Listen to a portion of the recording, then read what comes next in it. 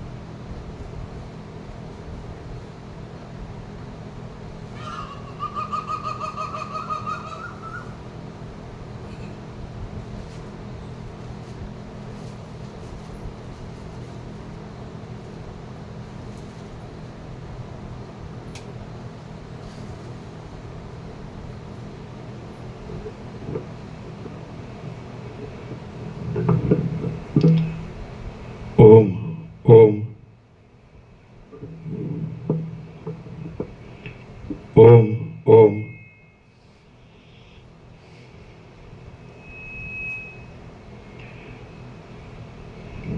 परम चिदाकाश,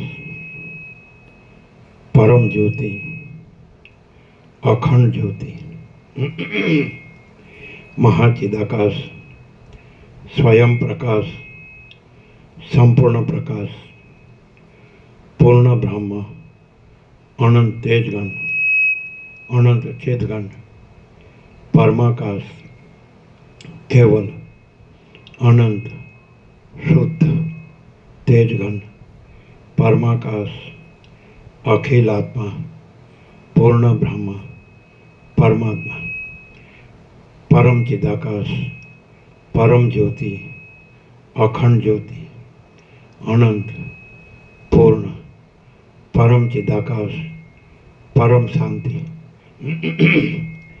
स्वयं सिद्ध, स्वयं प्रकाश, स्वयं पूर्ण, स्वस्वरूप, यही सब कुछ है, इसके सिवा कुछ नहीं है। शून्यभास, अनंत कोटि, महाकल्पो है ही नहीं। महाचिदाकाश, स्वयं प्रकाश, संपूर्ण प्रकाश, महाचिदाकाश ज्योति, अनंत, अखंड, अभेद, महाचिदाकाश ज्योति, महातत्व, महासामान्य, महाचिदाकाश, स्वसंवेद्य, सहज निर्विकल्प, महाचिदाकाश, परम कैवल्य, परम शांति, परम चिदाकाश, अनंत, पूर्ण, निरपेक्ष, सत, अनंत, संपूर्ण, अपरिधि, निर्भ्रांत, निरपेक्ष।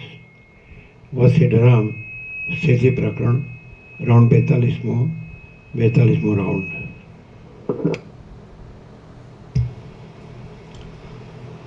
आद्य परब्रह्म सद्गुरु देव की जय। ओम श्री परमात्मने नमः। सद्ग्रंथों शिरोमणि श्री योग वासिष्ठ महारामायण स्थिति प्रकरण सर्ग 43मो, पेज नंबर 500, सर्ग 43मो। आ 43મા સર્ગમાં વિવેકાદિના અત્યંત દુર્લભપણાને લીધે જુદી જુદી યોનિઓ પ્રાપ્ત થયાનું અને વિવેકાદિની પ્રાપ્તિથી કેટલાકને મુક્તિ થયાનું પણ વિસ્તારથી વર્ણન કરવામાં આવશે। આ 43મા સર્ગમાં વિવેક આદિના અત્યંત દુર્લભપણાને લીધે જુદી જુદી યોનિઓ પ્રાપ્ત થયાનું અને વિવેકાદિની પ્રાપ્તિથી કેટલાકને મુક્તિ થયાનું પણ વિસ્તારથી વર્ણન કરવામાં આવશે। अविवेकथी अनेक योनियोनी प्राप्ति अने विवेकथी मुक्ति। वशिष्ठ बोल्या, हे राम, આ પ્રમાણે ચૈતન્યની ઉપાધિને લીધે એક જાતના આવિર્ભાવરૂપ જીવો થયા અને તેમનામાં પૂર્વની વાસનાઓને લીધે આકારો કલ્પિત થયા. આ રીતે મહાચૈતન્યમાંથી લાખો અને કરોડો જીવો ઉત્પન્ન થયા છે. જેમ મોટા ધોધમાંથી અસંખ્યાત જળકણો પૂર્વે ઉત્પન્ન થઈ ગયા છે, હમણાં ઉત્પન્ન થાય છે અને હવે પછી પણ ઉત્પન્ન થશે, તેમ મહાચૈતન્યમાંથી અસંખ્યાત જીવો પૂર્વે ઉત્પન્ન થઈ ગયા છે, હમણાં ઉત્પન્ન થાય છે અને હવે પછી પણ ઉત્પન્ન થશે. એ જીવો પોતાની વાસનાઓની દશાઓના આવેશને લીધે આશાઓને વશ થયા છે અને તેમના અંતઃકરણો અતિ વિચિત્ર દશાઓમાં પોતાની મેળે બંધાઈ ગયા છે. એ જીવો જળમાના પરપોટાઓની પેઠે નિરંતર પ્રત્યેક દિશામાં, પ્રત્યેક દેશમાં, પ્રત્યેક જળમાં અને પ્રત્યેક સ્થળમાં જન્મ મરણ પામ્યા કરે છે. આ કલ્પમાં કેટલાક જીવોનો પહેલો જ જન્મ થયો છે, કેટલાકના 100થી વધારે જન્મો થયા છે, કેટલાકના અસંખ્યાત જન્મો થઈ ગયા છે અને કેટલાકના 2-3 જન્મ થઈ ગયા છે. કેટલાક જીવો હમણાં જન્મ્યા છે, કેટલાક આ કલ્પમાં હજી સુધી જન્મ્યા નથી, કેટલાક જીવન મુક્ત થયા છે અને કેટલાક વિદેહ મુક્ત પણ થઈ ગયા છે. કેટલાક જીવો હજારો કલ્પોમાં વારંવાર જન્મવા છતાં પણ એક યોનિમાં જ રહ્યા છે અને કેટલાક બીજી યોનિઓમાં પણ ગયા છે. કેટલાક જીવો મોટા દુઃખો વેઠ્યા કરે છે, કેટલાક થોડા સુખવાળા છે, કેટલાક અત્યંત આનંદ ભોગવે છે અને કેટલાક સત્યલોકમાં પણ રહ્યા છે.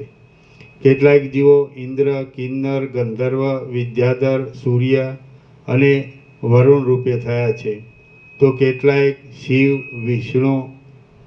વિષ્ણુ તથા બ્રહ્મા થયા છે. કેટલાક કુષ્માંડ, વેતાળ, યક્ષો, રાક્ષસો અને પિશાચો થયા છે, તો કેટલાક બ્રાહ્મણો, ક્ષત્રિયો, વૈશ્યો અને શૂદ્રો થયા છે.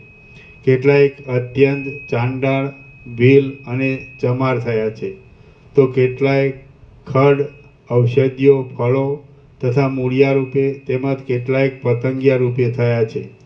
કેટલાક વિચિત્ર લતાઓ, ગુચ્છો અને પથ્થરો રૂપે રહ્યા છે, તો કેટલાક કદમ, લીંબુ, સાલ, તાડ અને તમાલ રૂપે રહ્યા છે. કેટલાક જીવો વૈભવથી ભટકનારા મંત્રીઓ, સામંતો અને રાજાઓ થયા છે, તો કેટલાક જીવો ફાટેલા વસ્ત્રો પહેરનારા મુનિઓ થયા છે. કેટલાક જીવો સર્પ, અજગર, કીડા, કરમિયા અને કીડીઓ રૂપે થયા છે, તો કેટલાક જીવો સિંહ, પાડા, મૃગ, બકરા, ચમરી ગાય અને કાળિયા રૂપે થયા છે. કેટલાક જીવો સારસ, ચક્રવાક, બગલા, બલાકા અને કોયલ રૂપે થયા છે, તો કેટલાક જીવો ધોળા કમળ, રાતા કમળ, પોયણા તથા નીલકમળ રૂપે થયા છે. કેટલાક જીવો હાથીઓના બચ્ચા, હાથીઓ, સુવર અને ગધેડા પણ થયા છે, તો કેટલાક જીવો ભમરા, મચ્છર, ધીમેલો અને ડાંસ થયા છે. કેટલાક જીવો આપદાઓના બળથી દબાઈ ગયા છે, તો કેટલાક સંપત્તિઓ ભોગવે છે. કેટલાક સ્વર્ગમાં રહ્યા છે, તો કેટલાક નરકમાં પડ્યા છે. કેટલાક જીવો નક્ષત્રોના ચક્રોમાં રહ્યા છે, તો કેટલાક વૃક્ષોના છિદ્રોમાં રહ્યા છે. કેટલાક વાયુભૂત થઈને રહ્યા છે, તો કેટલાક આકાશમાં રહ્યા છે. કેટલાક જીવો સૂર્યના કિરણોમાં રહ્યા છે, કેટલાક ચંદ્રના કિરણોમાં રહ્યા છે અને કેટલાક ખડ, લતા તથા ગુચ્છોના મીઠા રસોમાં રહ્યા છે. કેટલાક જીવો જીવન મુક્ત થઈને વિચરે છે, તો કેટલાક કલ્યાણોના પાત્રરૂપ થયા છે.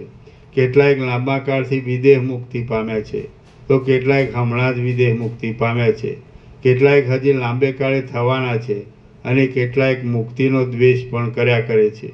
કેટલાક જેઓ મોટી દિશામાં થયા છે, કેટલાક મોટા વેગવાળી નદીઓ થયા છે, કેટલાક સુંદર નેત્રોવાળી સ્ત્રીઓ થયા છે, કેટલાક અડધા નપુંસક થયા છે અને કેટલાક પૂરા નપુંસક થયા છે.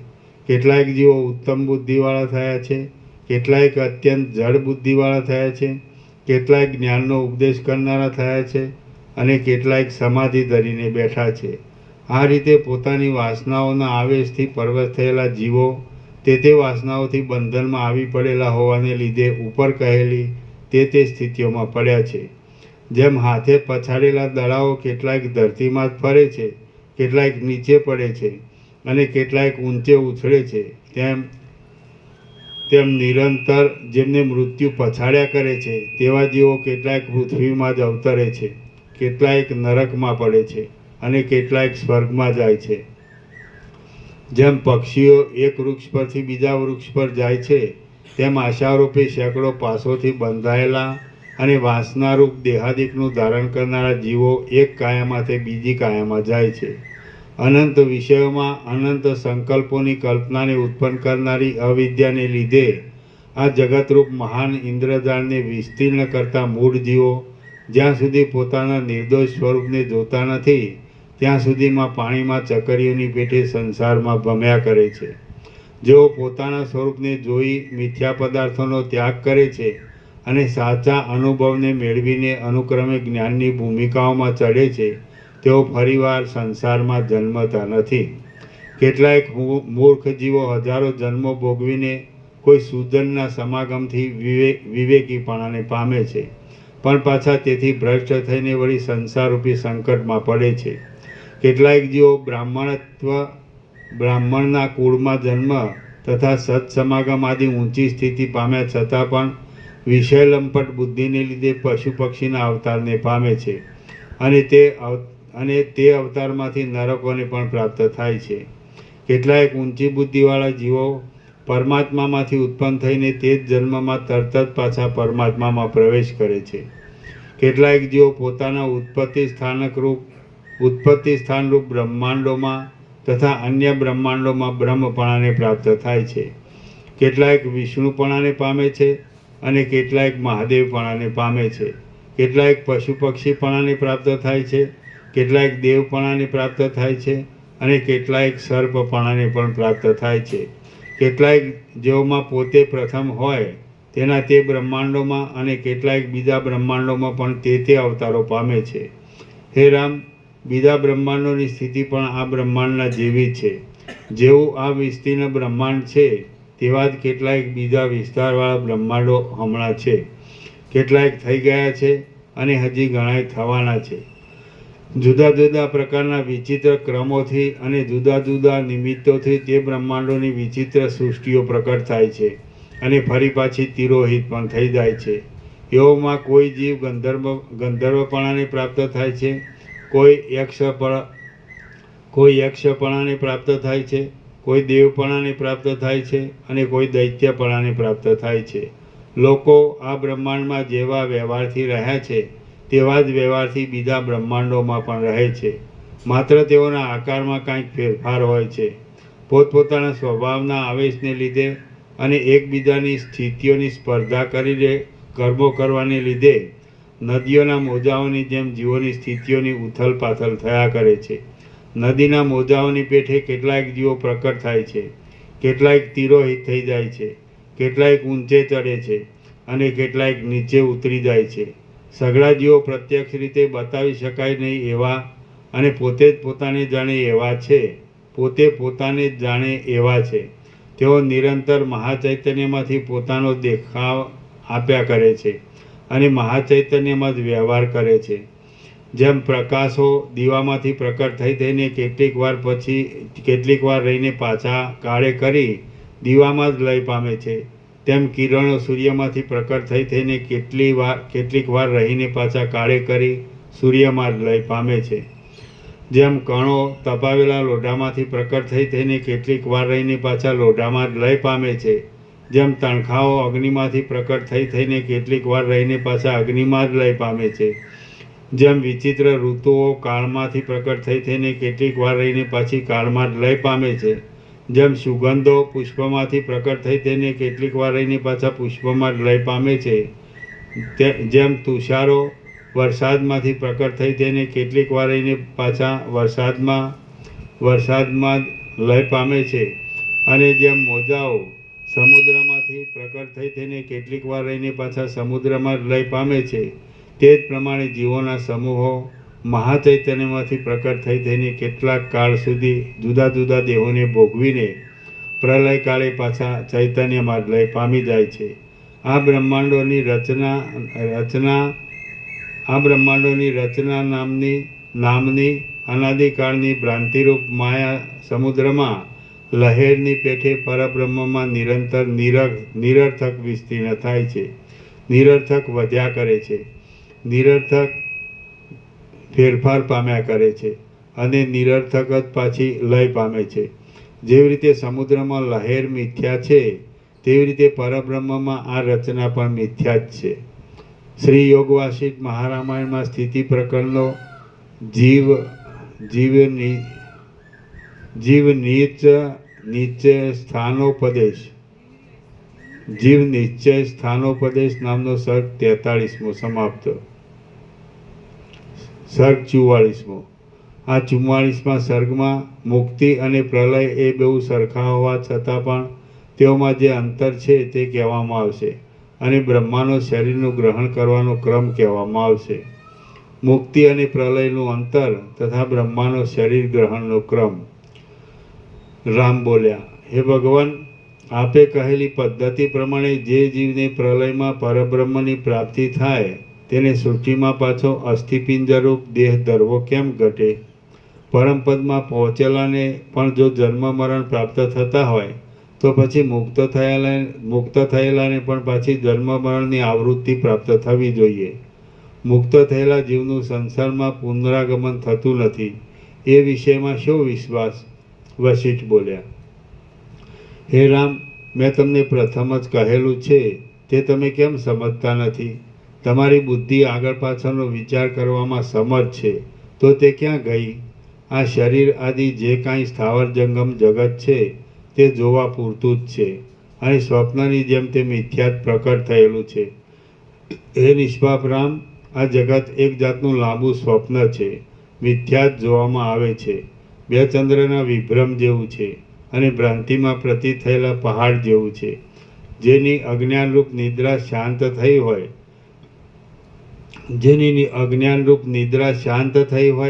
જેની વાસનાઓ ગળી ગઈ હોય અને જેની સ્મૃતિ ચિત્તવૃત્તિમાં પ્રબોધ ઉત્પન્ન થયો હોય તે પુરુષ સંસારરૂપી સ્વપ્નને વ્યવહાર દ્રષ્ટિથી જોતો હોવા છતાં પણ જોતો નથી. હે રામ, જ્યાં સુધી મોક્ષપદની પ્રાપ્તિ ન થાય ત્યાં સુધી સ્વભાવથી કલ્પાયેલો સંસાર જીવોના મનની અંદર સર્વદા રહે છે. જેમ પાણીની અંદર ચક્રી રહે છે, બીજની અંદર અંકુર રહે છે, અંકુરની અંદર પલ્લવ રહે છે, પલ્લવની અંદર પુષ્પ રહે છે અને પુષ્પની અંદર ફળ રહે છે, તેમ જીવના મનની અંદર દેહ રહે જ છે. મન ઘણા રૂપવાળું હોવાને લીધે મનમાં કલ્પનારૂપ દેહ રહેવાનો સંભવ જ છે. હે રામ, જો કે મનમાં વાસનાઓ રૂપે ઘણા દેહો રહે છે તો પણ કર્મોના પરિપાકના યોગથી જે સમયે જે દેહ પ્રકટ થવાનો હોય તે સમયે તે દેહનો જ પ્રતિભાસ થાય છે, પણ સઘળા દેહોનો પ્રતિભાસ થતો નથી. જેમ માટીના પિંડો ગળારૂપ થાય છે તેમ મન જ તે દેહરૂપ થાય છે. સૃષ્ટિના આરંભમાં એક જીવને ઉત્તમ કર્મોનો પરિપાક પ્રાપ્ત થતાં ઉત્તમ દેહનો પ્રતિભાસ થાય છે. તે જીવ બ્રહ્મા કહેવાય છે અને તેને તેનો દેહ કોઈ કલ્પના વિષ્ણુના નાભિકમળરૂપી ઘરમાં રહેલો પ્રતીત થાય છે. જેમ એક મોટી માયામાંથી બીજી માયા પ્રકટ થાય છે તેમ બ્રહ્માના મોટા સંકલ્પના ક્રમથી આ અપાર દ્રષ્ટિ પ્રકટ થયેલી છે. સૃષ્ટિ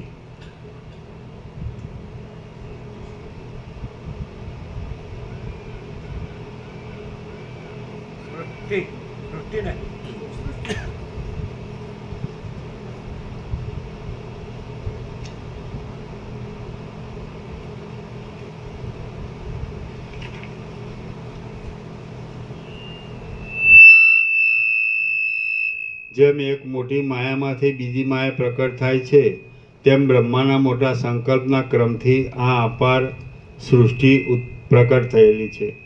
રામ બોલ્યા, હે મહારાજ, એક જીવ મનરૂપ થઈને જે પ્રકારે બ્રહ્મા થયો હોય તે પ્રકાર મને વિસ્તારપૂર્વક તરત કહો. વશિષ્ઠ બોલ્યા, હે રામ, બ્રહ્માએ કેવી રીતે શરીરનું ગ્રહણ કર્યું તે કહું છું, તમે તે સાંભળો. આ એક ઉદાહરણ ઉપરથી સઘળા જગતની સ્થિતિ તમારા જાણવામાં આવશે. દિશા આદિના તથા કાળ આદિના માપ વગરનું બ્રહ્મતત્વ પોતાની શક્તિને લીધે લીલા માત્રથી દિશાના તથા કાળના માપવાળા જે આકારને ગ્રહણ કરે છે તે જીવ કહેવાય છે. વાસનાઓના આવેશથી ઘેરાયેલો એ જીવ જ માયાની ઉપાધિને સ્વીકારીને સંકલ્પોની કલ્પનાઓમાં તત્પર રહેનાર અને ચપળતાવાળું મન થાય છે.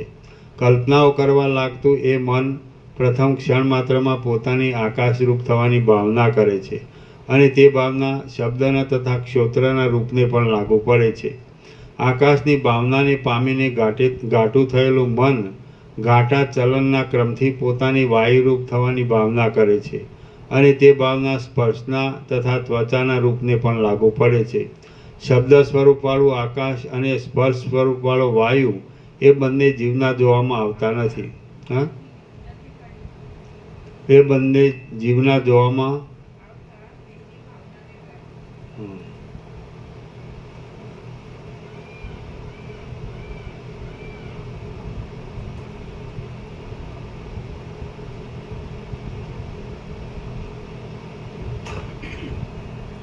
શબ્દ સ્વરૂપવાળું આકાશ અને સ્પર્શ સ્વરૂપવાળો વાયુ એ બંને જીવના જોવામાં આવતા તેમની ભાવનાને પ્રાપ્ત થઈને ઘાટું થયેલું મન એમને એકબીજામાં ક્ષોભ પમાડીને અગ્નિની ભાવના કરે છે અને તે ભાવના રૂપના તથા ચક્ષુના સ્વરૂપને પણ લાગુ પડે છે. મન અગ્નિની ભાવનાથી ઘાટું થઈને ક્ષણ માત્રામાં નિર્મળ પ્રકાશની ભાવના કરે છે એટલે પ્રકાશ વૃદ્ધિ પામે છે. પછી આકાશ, વાયુ તથા અગ્નિ, તેજ એ ગુણોથી ઘાટાપણાને પામેલું મન જળના શીતળપણાની ભાવના કરે છે અને તે ભાવનાથી તરત અર્ધ ક્ષણમાં તે રસને તથા જીહવાને લાગુ પડતી જળની પ્રતીતિ થાય છે. પછી આકાશના, વાયુના, તેજના તથા જળના ગુણોને પામીને વધારે ઘાટું થયેલું મન પૃથ્વીના ઘાટા સ્વરૂપની ભાવના કરે છે અને તે ભાવનાથી ક્ષણ માત્રમાં જ ગંધને તથા પ્રાણને લાગુ પડતી પૃથ્વી બની જાય છે.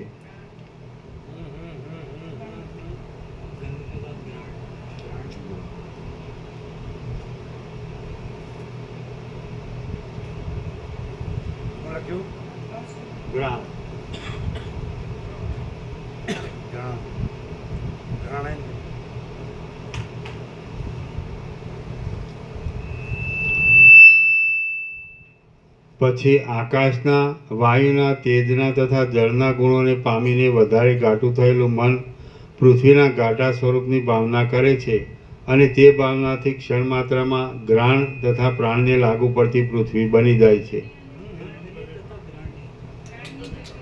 પ્રાણની જગ્યાએ ઘ્રાણ, પાછું પ્રાણ ચાલુ રાખ્યું. પ્રાણની જગ્યાએ ઘ્રાણ.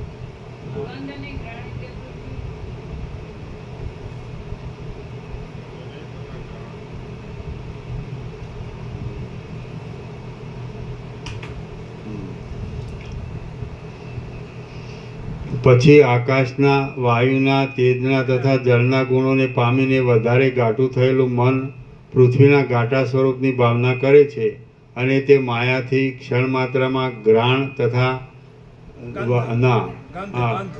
ગંધ તથા ઘ્રાણને લાગુ પડતી પૃથ્વી બની જાય છે. ગંધ તથા ઘ્રાણને લાગુ પડતી પૃથ્વી બની જાય છે. પછી શબ્દ, સ્પર્શ, રૂપ, રસ અને ગંધથી વીંટાયેલું મન પોતાના પાતાળપણાને છોડી દેતા અગ્નિના કણ જેવા અને આકાશમાં સ્ફુરેલા જે રૂપને દેખે છે.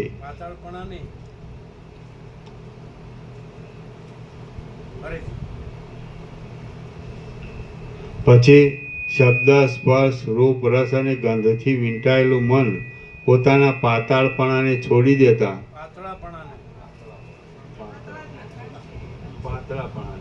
પાતળાપણાને પાતળાપણા જ તમારે પાતળ કે એ પાતળમાં ઉતરી ગયા.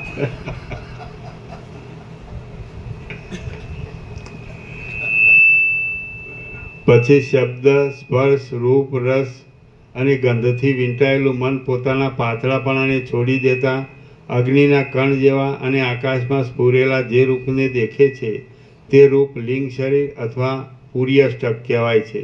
તેમાં કર્મેન્દ્રિય, જ્ઞાનેન્દ્રિય, પાંચ ભૂત, પ્રાણ, મન, અવિદ્યા, કામના તથા કર્મો રહેલા છે.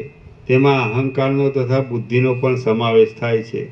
તે લિંગ શરીર પોતાના અંશોથી સર્વ પ્રાણીઓના હૃદય કમળમાં ભ્રમરની પેઠે રહેલું માનવામાં આવે છે. એ લિંગ શરીરમાં મન તીવ્ર ઉત્કંઠાથી પ્રત્યક્ષ જોવામાં આવે એવા સ્થૂળ દેહની ભાવના કરવા લાગે છે. એટલે તે પાકમાં આવેલા બિલાની જેમ જાડું થઈ જાય છે. આમ જાડું થતાં તે પોતાના સ્વભાવને લીધે આકાશમાં સ્ફુરેલા તેમજ મૂસમાં રહેલા અને પીગળેલા સોના જેવા એક આકારને ગ્રહણ કરી લે છે. પછી મને એ તેજના પુંજ જેવા પોતાના આકારમાં ઊંચે માથાવાળી, નીચે પગવાળી, પડખાઓમાં 2 હાથવાળી અને મધ્યમાં પેટવાળી એક જાતની ભારે ચોક્કસ ભાવના કરે છે. અને તેને લીધે પ્રકટ થયેલા અવયવવાળા તેમજ જ્વાળાઓની પંક્તિઓના જેવા આકારવાળા એક બાળકનો દેખાવ થાય છે. તેના શરીરની રચના મનોરથોમાં બની ગઈ છે. આમ પોતાની વાસનાઓના આવેશથી એ મનોમય બાળકના અંગો રચાયા છે. જેમ ઋતુ પોતાના સ્વભાવને વધાર્યા કરે છે, તેમ તે વાસનાઓથી પોતાના શરીરને વધાર્યા કરે છે અને કાળે કરીને સ્પષ્ટ રીતે જોવામાં આવે એવા દેહવાળો થાય છે. પછી તે બુદ્ધિ, ધૈર્ય, બળ, ઉત્સાહ, વિજ્ઞાન તથા ઐશ્વર્યવાળો થાય છે અને તે સર્વ લોકોનો પિતામહ મહાત્મા બ્રહ્મા કહેવાય છે. પીગળતા સોના જેવી કાંતિવાળા અને મહાચૈતન્યમાંથી પ્રકટ થયેલા એ બ્રહ્મા મહાચૈતન્યમાં જે સત્તાથી રહ્યા છે તે જ સત્તાથી પોતામાં પોતાના અજ્ઞાનને જ આકાશ આદિ પંચકૃત સ્થૂળ ભૂતો રૂપે બનાવે છે. તે એક સમયે અપાર આદિ, મધ્ય અને અંત વગરના મોટા આકાશને બનાવે છે. એક સમયે પ્રબળ ગતિવાળા વાયુને બનાવે છે. એક સમયે પ્રલયકાળના દાવાનળની જેમ જ્વાળાઓથી દીપતા તેજને બનાવે છે. એક સમયે નિર્મળ જળને બનાવે છે અને એક સમયે ઘણા વિસ્તારવાળી પૃથ્વીને બનાવે છે. એ 5 ભૂતોમાંથી કાળા વિષ્ણુને બનાવી લઈ તેની નાભીમાં એક કમળ બનાવીને તે કમળમાં પોતે રહે છે અને પ્રકટ થાય છે. ત્યારથી તે પોતાની વાસનાઓના સામર્થ્યને લીધે બીજા પણ એવા પ્રકારના સમુદ્રો, ભુવનો, વૃક્ષો, પર્વતો તથા પ્રાણીઓ આદિ પદાર્થોને બનાવ્યા કરે છે. અનેક રૂપોવાળા વિચિત્ર પદાર્થોને કલ્પનાથી જ બનાવ્યા કરતા એ બ્રહ્મા લીલા માત્રમાં કલ્પનાથી જ પાલક આકારોને બનાવે છે અને તે પદાર્થોનું પાલન કરે છે. પોતે પ્રકટ થયા ત્યારથી જ એ બ્રહ્મા આવી ખટપટમાં લાગી ગયા. એક સમયે તે અજ્ઞાનના પ્રાબલ્યથી પોતાના દેહને તથા વ્યવહાર આદિને ભૂલીને સૂઈ ગયા. પછી એ નિદ્રા જતી રહી ત્યારે એટલે સૃષ્ટિના સમયરૂપ બીજો દિવસ પ્રાપ્ત થયો. તે વખતે વળી તે પોતાના કલ્પનામય પ્રકાશિત શરીરને જોવા લાગ્યા. તે શરીર પ્રાણના તથા અપાનના પ્રવાહોવાળું, જાણે પદાર્થો ગોઠવાઈને બન્યું હોય એવું કરોડો રૂવાડાઓથી વ્યાપ્ત અને 32 દાંતવાળું હતું. તે 2 સાથળના અસ્થિઓ તથા એક બરડાનું અસ્થિ મળીને 3 મોટા સ્તંભોવાળું, પ્રાણરૂપ 5 દેવતાઓવાળું, નીચે 2 પગવાળું, હાથ, પગ, માથું, છાતી તથા પેટ એ 5 ભાગોવાળું, મુખ આદિ 9 છિદ્રોવાળું અને ઉપર ચામડીરૂપ લેપને લીધે કુણાશવાળું હતું. વળી તે 20 આંગળીઓવાળું, 20 નખોવાળું, 2 હાથવાળું, 2 સ્તનવાળું, 2 નેત્રવાળું અને ઈચ્છા થાય તો જેમાં ઘણા નેત્ર તથા ઘણા હાથ આદિ પણ કરી શકાય એવું હતું. તે ચિત્તરૂપી પક્ષીના માળારૂપ હતું. કામદેવરૂપી સર્પના રાફડારૂપ હતું. તૃષ્ણારૂપી પિશાચણીના નિવાસરૂપ હતું અને જીવરૂપ કેસરીને રહેવાની ગુફારૂપ હતું. તે અભિમાનરૂપી હાથીને બંધાવાના ખીલારૂપ હતું. હૃદયરૂપી કમળથી શોભિતું હતું અને અત્યંત સુંદરતાવાળું હતું. પોતાના આવા ઉત્તમ શરીરને જોઈને ત્રિકાલ જ્ઞાની ભગવાન બ્રહ્મા વિચાર કરવા લાગ્યા કે આ શ્યામતાવાળા, અપાર અને અનંત એવા આકાશમાં પહેલું શું હતું? આમ વિચારતા જ બ્રહ્માને તરત તે વિશેનું સ્પષ્ટ જ્ઞાન પ્રાપ્ત થયું. તે પ્રાપ્ત થતાં જ આગળ થઈ ગયેલી અનેક સૃષ્ટિઓ તેમના ધ્યાનમાં આવી અને તેમને અનુક્રમે સઘળા જીવોના પુણ્ય પાપોનું પણ સ્મરણ થયું. પછી જેમ વસંત ઋતુ પુષ્પો પ્રકટ કરે છે, તેમ બ્રહ્માએ જાણવામાં આવેલા વેદોના આધારથી વિચિત્ર પ્રકારના સંકલ્પો વારંવાર કરીને લીલા માત્રમાં પ્રજાઓને પ્રકટ કરી. જેમ અનેક આચાર વિચારોવાળા ગંધર્વનગરને ઉત્પન્ન કરે, તેમ બ્રહ્માએ પ્રજાઓને ઉત્પન્ન કરી.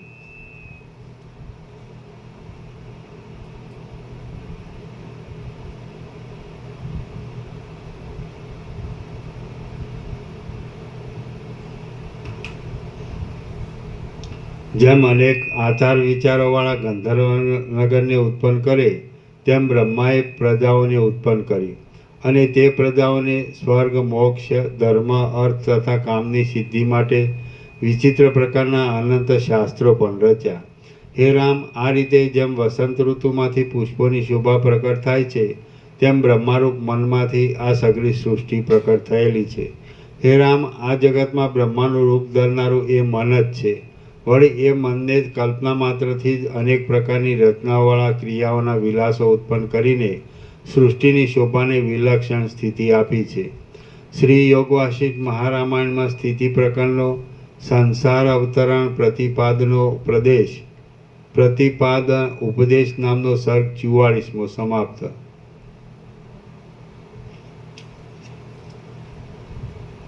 સર્ગ 45મો. આ 45મા સર્ગમાં જગત બ્રહ્મની સત્તાથી છે અને પોતાની સત્તાથી નથી એમ નિરૂપણ કરવામાં આવશે. જગત સ્વસત્તાથી નથી પણ બ્રહ્મની સત્તાથી છે. વશિષ્ઠ બોલ્યા, હે રામ, આ જગત થયું પણ છે અને કાંઈ પણ થયું નથી, કારણ કે તે શૂન્ય જ છે, દેખાવ માત્ર જ છે અને માત્ર મનના વિલાસરૂપ જ છે. આ બ્રહ્માંડ મોટા રૂપવાળું છે, છતાં પણ આકાશની પેઠે તે શૂન્ય છે. આથી તેણે કોઈ પ્રદેશને કે કોઈ કાળને કાંઈ પણ રોક્યો નથી. આ બ્રહ્માંડ માત્ર સંકલ્પના સ્વરૂપવાળું છે અને સ્વપ્નમાં દેખાયેલા નગર જેવું મિથ્યા છે. જે દેશમાં અને જે કાળમાં તે જોવામાં આવે છે તે દેશમાં અને તે કાળમાં બ્રહ્માંડ વગરનું કેવળ બ્રહ્મ જ છે, બીજું કાંઈ જ નથી. આકાશમાં ભીંત વગર અને રંગ વગર કલ્પાયેલા વિચિત્ર ચિત્ર જેવું આ જગત છે. તે જોવામાં આવે છે છતાં પણ તે ખોટું છે અને કોઈએ ન બનાવ્યા છતાં ભ્રાંતિથી જ બનેલું છે. જેમ ચક્ષુ જોવા માત્રમાં કારણરૂપ છે તેમ મન સ્મરણ માત્રમાં કારણરૂપ છે. તેમને દેહ આદિ સઘળા બ્રહ્માંડને સ્મરણ માત્રથી જ પ્રતીત થતું કલ્પી લીધું છે. તે મને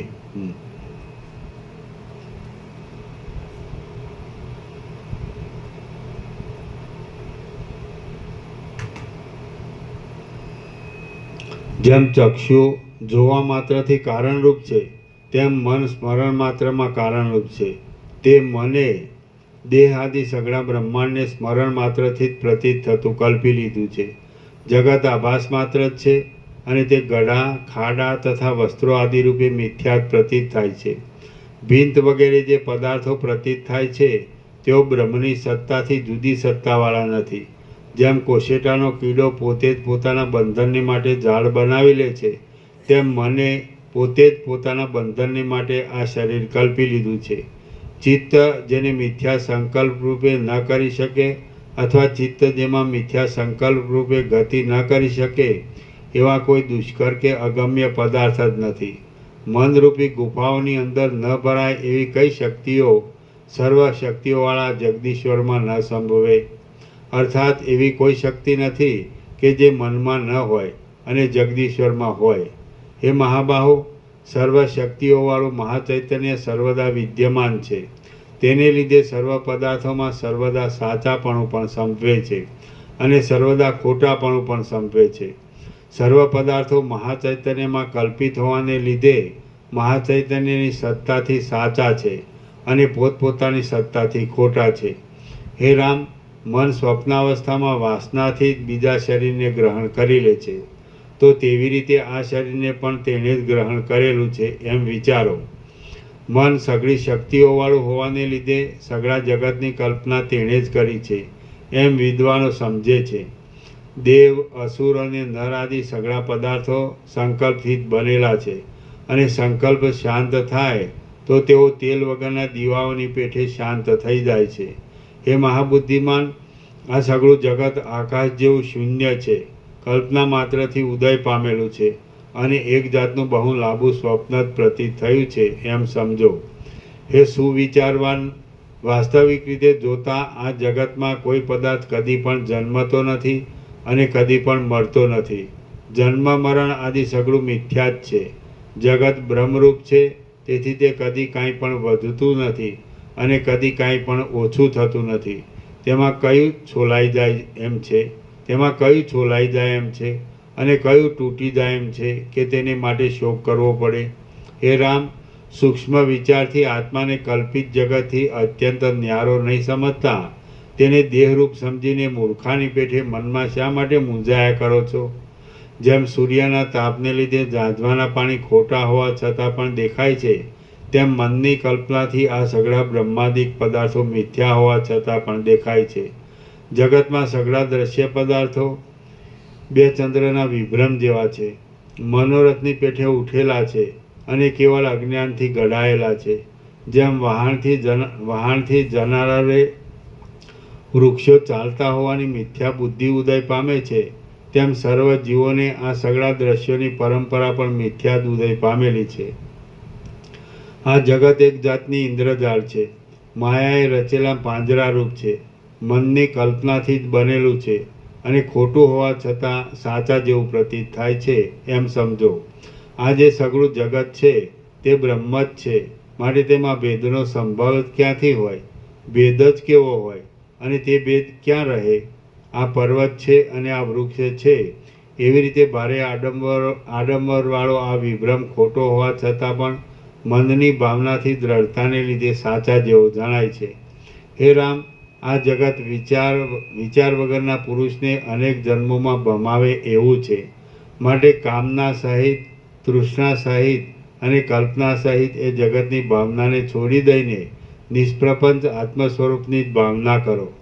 જેમ સ્વપ્ન મોટા આડંબરવાળું હોવા છતાં પણ માત્ર ભ્રાંતિ જ હોય છે અને વાસ્તવિક નથી, તેમ ચિત્તે પ્રાપ્ત કરેલું આ જગત પણ ભ્રાંતિ જ છે અને વાસ્તવિક નથી. માટે હે રામ, આ જગત પણ એક જાતનું લાંબુ સ્વપ્ન જ છે એમ સમજો. આ સંસારનો આડંબર માત્ર દેખાવામાં જ રમણીય છે, તે મિથ્યા જ છતાં ગ્રહણ કરવામાં આવે છે અને આશારૂપી ઝેરી નાગણીઓના રાફડારૂપ છે, માટે તેને છોડી દો. આ જગત મિથ્યા જ છે એમ જાણીને તેમાં રુચિ જ રાખો નહીં. સમજુ પુરુષ ઝાંઝવાના પાણીને જાણ્યા પછી તે માટે દોડતો જ નથી. જે મૂળ બુદ્ધિવાળો પુરુષ પોતાના સંકલ્પથી ઉઠેલી મનોરાજ્યની લક્ષ્મીને સાચી માનીને તેને અનુસર્યા કરે છે, તે પુરુષ દુઃખોનું પાત્ર જ બને છે. સાચી વસ્તુ ન હોય તો લોકો ભલે ખોટી વસ્તુ પર દોડ કરે, પરંતુ જે પુરુષ સાચી વસ્તુને ત્યજી દઈને ખોટી વસ્તુ પર દોડ કરે છે તે નાશ જ પામે છે. જેમ રજ્જુમાં સર્પનો ભય મનના વ્યામોહ રૂપ જ છે, તેમાં જગત પણ મનમાં વ્યામોહ રૂપ જ છે. કેવળ વાસનાઓની વિચિત્રતાને લીધે લાંબા કાળથી જગત દેખાયા કરે છે.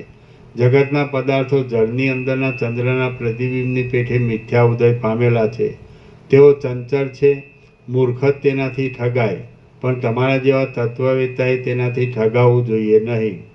જે પુરુષ આ સંસારની ભાવનાથી સુખ મળવાનું માનતો હોય તે પુરુષને માત્ર અગ્નિની ભાવનાથી ટાઢ મટાનું માનનારા જેવો મૂર્ખ જ સમજવો જોઈએ. જેમ મનની કલ્પનાને લીધે હૃદયમાં ખોટું નગર પણ જોવામાં આવે છે, તેમ આ વિસ્તીર્ણ જગતરૂપી ખોટું જડ પિંજર પણ મનની કલ્પનાથી જ જોવામાં આવે છે. આ જગત મનના રાગથી ઉદય પામે છે અને મનના રાગનો નાશ થતાં જ તે નાશ પામે છે. આ જગત ગંધર્વનગરની જેમ ખોટી રીતે વૃદ્ધિ પામેલું પ્રતીત થાય છે. આથી હે રામ, આ જગતનો નાશ થઈ જાય છે તો કશી હાનિ થવાની નથી, અને આ જગત વૃદ્ધિ પામે તો તેથી કશો લાભ પણ થવાનો નથી. હૃદયમાં મનની કલ્પનાથી ઉદ્ભવેલું મોટું નગર ભાંગી જાય તો કોનું શું ઘટી જાય છે, અને વૃદ્ધિ પામે તો કોનું શું વધી જાય છે. જેમ બાળકો રમકડાઓમાં પુત્ર આદિની કલ્પના કરી લે છે, તેમ મહાચૈતન્યમાં આ જગતના પ્રવાહની કલ્પના મન વડે જ કલ્પાયેલી છે. જેમ ઇન્દ્રજાળનું જળ ભ્રષ્ટ થઈ જાય અથવા નષ્ટ થઈ જાય તો કોઈનું કાંઈ જતું નથી, તેમ આખો સંસાર પણ ભ્રષ્ટ થઈ જાય અથવા નષ્ટ થઈ જાય તો પણ કોઈનું કાંઈ જતું નથી. જે ખોટું હોય તે નષ્ટ થઈ જાય તો તેથી કોઈને કશી હાનિ થતી નથી. તો આ સંસાર પણ ખોટો છે, માટે તેના નાશથી કશી હાનિ માનવી નહીં. આ સંસાર એ રીતે મિથ્યા જ છે, માટે તેમાં કોઈ પણ પદાર્થ માટે હર્ષ કે શોક કરવો યોગ્ય નથી. હે મોટી બુદ્ધિવાળા રામ, જે પદાર્થ અત્યંત ખોટો જ છે તેમાંથી શું જતું રહેવાનું છે? આમ જ્યારે કશી જ હાનિ થવાની નથી ત્યારે દુઃખ આવવાનો પણ શો પ્રસંગ છે? સઘળા જગતને બ્રહ્મરૂપે ગણીને અત્યંત સત્ય માનીએ તો પણ જે વસ્તુ અત્યંત સત્ય છે તેમાંથી કશું જતું નથી કે તેમાં કશું આવતું નથી, તો જગતના પદાર્થોને સારું શા માટે સુખ દુઃખ ધરવા જોઈએ? અથવા હે મહામતી, નામરૂપોને લઈને જગતને અત્યંત અસત્ય માનીએ તો જે વસ્તુ અત્યંત અસત્ય છે તેમ કશો અંશ વધવાનો સંભવ નથી. તેમ કશો તેમાં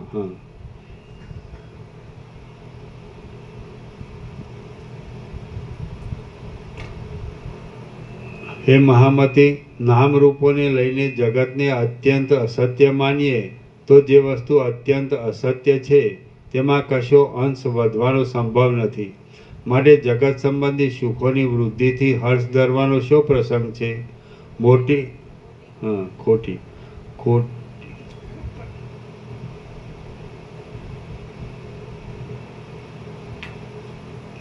ખોટી ખટપટ કરાવનારો આ સંસાર અત્યંત ખોટો જ છે. તેમાં ગ્રહણ કરવા યોગ્ય એવી શી વસ્તુ છે કે જ્ઞાની પુરુષને તેની ઈચ્છા થાય? તેમજ બ્રહ્મમાં કલ્પિત હોવાને લીધે કેવળ બ્રહ્મમય જ હોવાથી સંસાર અત્યંત સત્ય પણ છે. તો અત્યંત સત્ય પદાર્થમાં એવું શું ત્યજી દેવા યોગ્ય હોય કે જ્ઞાની પુરુષે તેને ત્યજી દે? મિથ્યા સંસારમાં ગ્રહણ કરવા યોગ્ય કે ત્યજી દેવા યોગ્ય કાંઈ છે જ નહીં.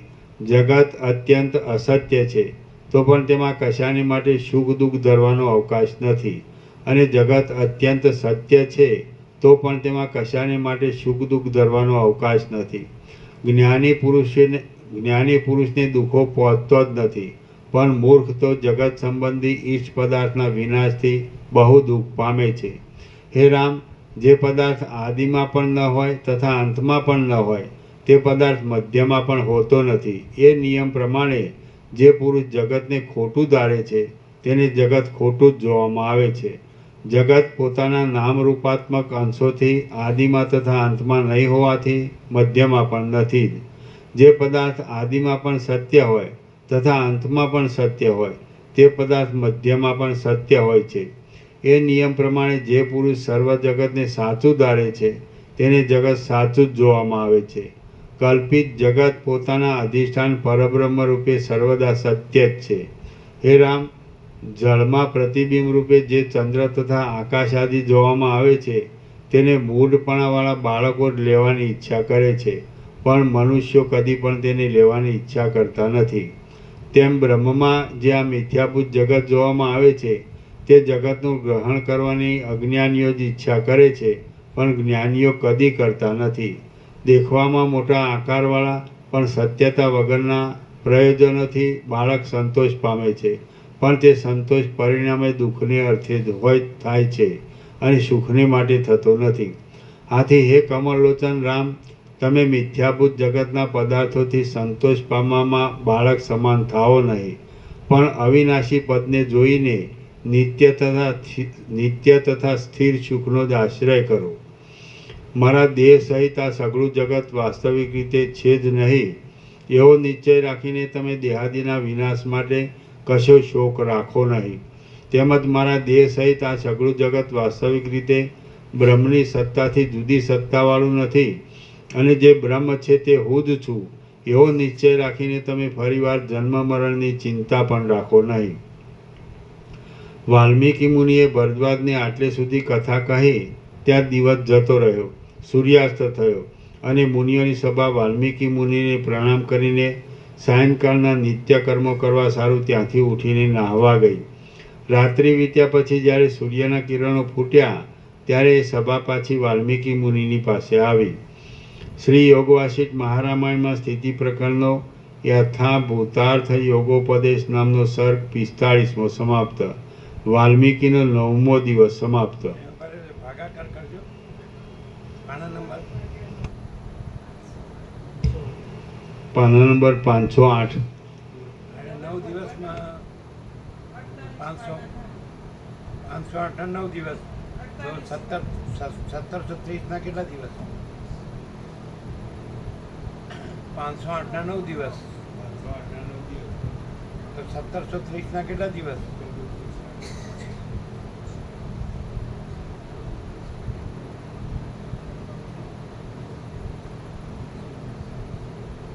કેટલા આવ્યા?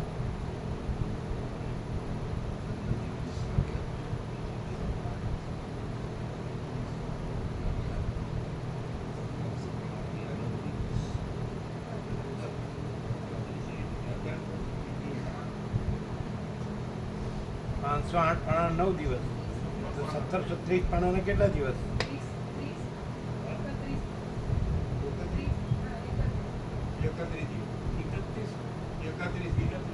31 એટલે આપણે 35 દિવસ બરાબર છે.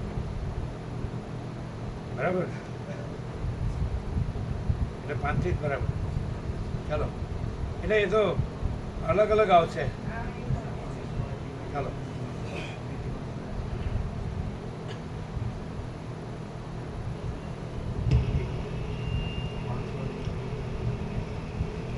એટલે રમણ પ્રભુ કેટલા આવ્યા?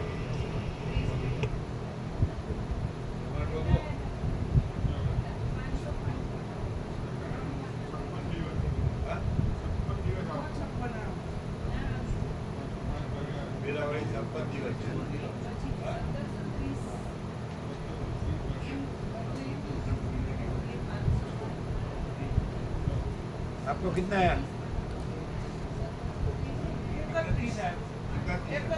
बराबर ने પણ એ તો ઓછું ઓછું આવે એટલે 35 બરાબર. 35 બરાબર. ચાલો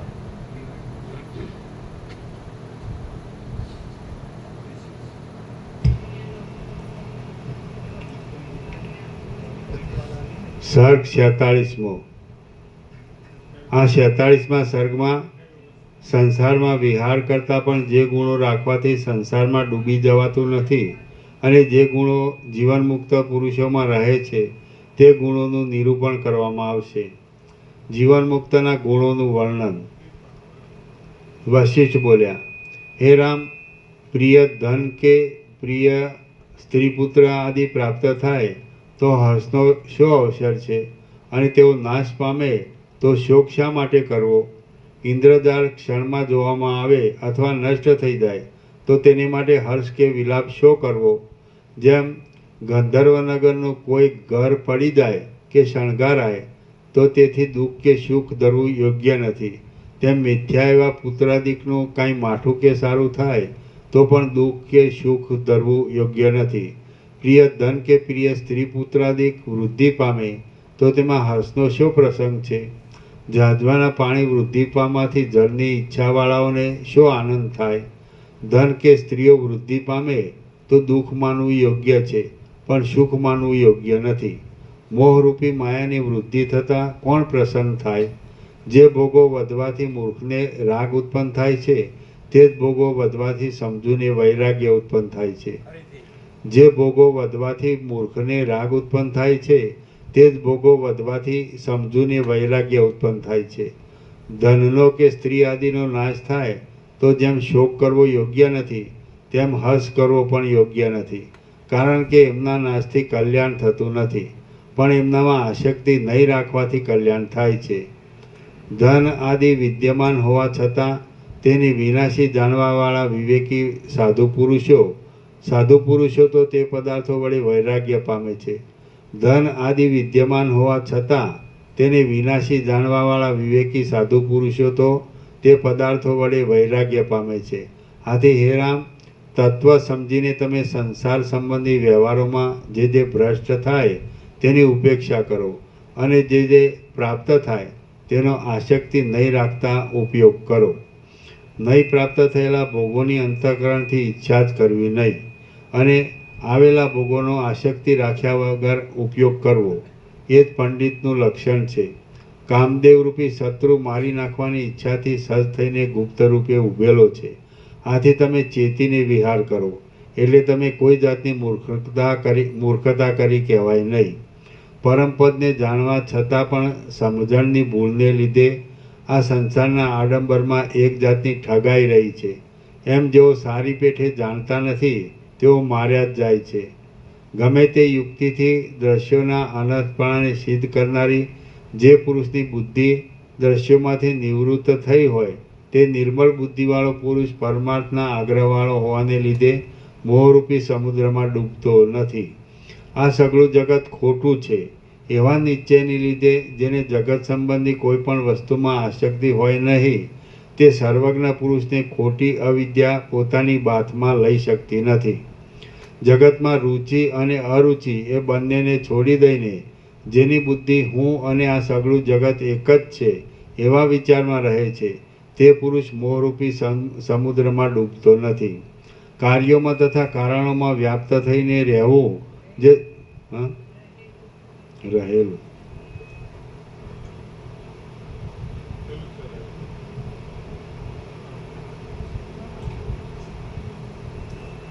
કાર્યોમાં તથા કારણોમાં વ્યાપ્ત થઈને રહેલું જે સત્તા માત્ર પદ છે તે હું છું એમ બુદ્ધિથી નિશ્ચયપૂર્વક સમજીને તમે બહારના તથા અંદરના સઘળા દ્રશ્યોને તજો પણ નહીં અને ગ્રહણ પણ કરો નહીં. હે રામ, તમે સઘળા કામો કરવા છતાં પણ અત્યંત વૈરાગ્યવાળા સ્વસ્થ સઘળા નિવાસોથી રહિત અને આકાશની જેમ નિર્લેપ રહો. જે વિદ્વાનની પ્રવૃત્તિ કરવા છતાં પણ જેમ ઈચ્છા પણ ન હોય અને અનિચ્છા પણ ન હોય તેની બુદ્ધિ કમળપત્ર જેમ જળથી લેપાતું નથી તેમ કોઈ વિષયોથી લેપાતી નથી. હે રામ, તમે આત્મજ્ઞાન સંપાદન કરીને આસક્તિથી રહિત થઈ જાઓ. પછી તમારા પાતળા થઈ ગયેલા મન અને ઇન્દ્રિયો ભલે પોતાની ક્રિયાઓ કરે અથવા ન કરે તેની કંઈ ચિંતા નથી. આ મારું છે, આ મારું છે એમ કરીને વિષયોમાં દોડતા તમારા મિથ્યાભૂત મનને તમે મૂર્ખ થઈને વિષયોમાં ડૂબાડો નહીં. પછી એ મન ભલે દર્શનાદિ ક્રિયાઓ કરે કે ન કરે. હે રામ, જ્યારે આ વિષયોની શોભા તમારા હૃદયમાં તમને પોતાને જ રૂચશે નહીં ત્યારે તમે જાણવાનું જાણી ચૂકેલા અને સંસારરૂપી સમુદ્રને તરી ગયેલા જીવન મુક્ત થશો. તમને વિષયોની રુચિ પડી જશે એટલે પછી તમે સમાધિ કરો કે ન કરો તો પણ તમને અનાયાસે મુક્તિ પ્રાપ્ત થયા વગર રહેશે નહીં. હે રામ, જેમ પુષ્પમાંથી ગંધને જુદો કરવામાં આવે તેમ જીવન મુક્તનું પદ પામવાને માટે તમારા વિવેકી મનને ઉત્તમ વિચારો ગોઠવી વાસનાઓના સમૂહમાંથી જુદું પાડો. વાસનાઓરૂપી જળથી ભરેલા આ સંસારરૂપી સમુદ્રમાં જેઓ વિચારરૂપી વહાણમાં ચડે છે તેઓ તરે છે અને બીજા લોકો ડૂબી જાય છે. વિવેક તથા વૈરાગ્ય આદિ સાધનોથી તીક્ષ્ણ કરેલી અને સુખ દુઃખાદિકનું સહન કરવામાં ધીરજવાળી બુદ્ધિથી તમે આત્માના તત્વનો સારી પેઠે વિચાર કરો અને પછી પોતાના સ્વરૂપમાં પ્રવેશ કરો.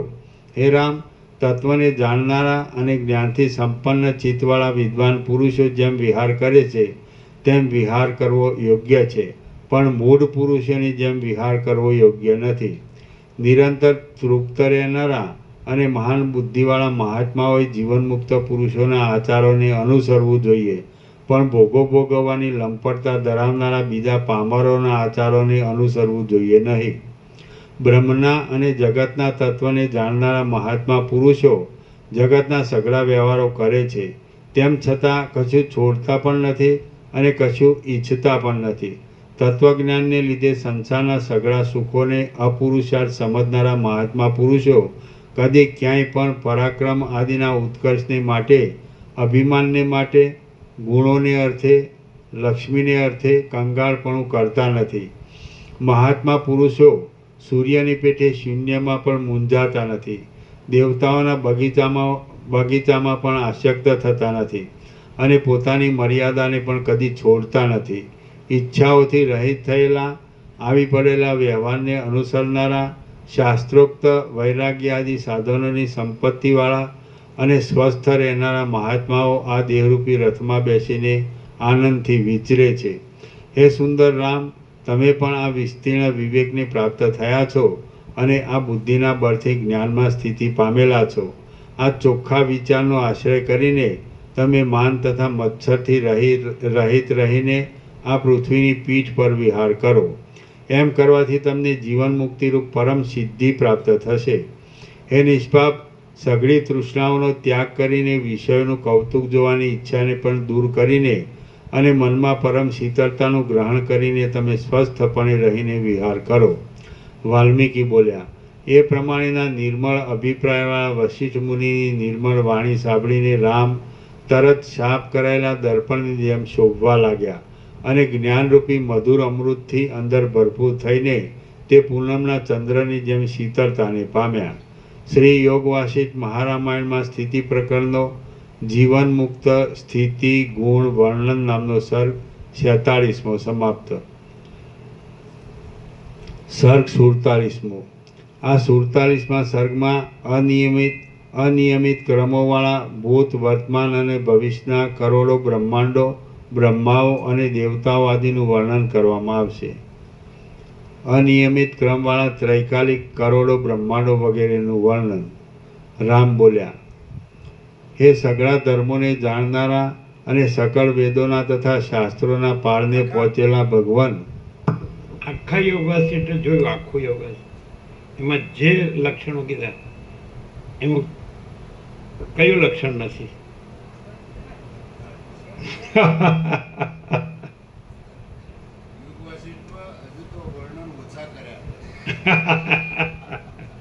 કેમ વળી ગયો એમાં ન કરે હોય એવું કયો લ્યો?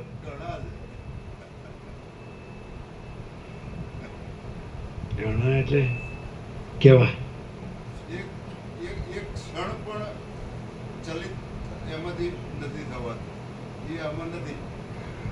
ના ના, એ તો પછી અખંડિત જ છે.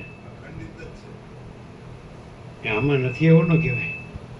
આમાં બધું છે, પણ કયું લક્ષણ નથી? અથવા ગીતામાં કૃષ્ણે કીધું હોય, અથવા અધ્યાત્મ રામાયણમાં રામે કીધું હોય, અથવા ઉપનિષદમાં શ્રુતિમાં ઋષિમુનિઓએ કીધું હોય, કોઈ પણ આર્ષદ્રષ્ટાએ કીધું હોય. જોઈ લો, બધા ઉપનિષદો જોઈ લો, બધા વેદો જોઈ લો, બ્રહ્મસૂત્ર જોઈ લો, ગીતા જોઈ લો, શાંકર ભાષ્ય જોઈ લો, અને વેદાંત પ્રક્રિયાના શિવ રહસ્ય રીબુ ગીતા સાર જોઈ લો, અષ્ટાવક્ર ગીતા જોઈ લો, અવધૂત ગીતા જોઈ લો, માંડુક્ય કારિકા જોઈ લો.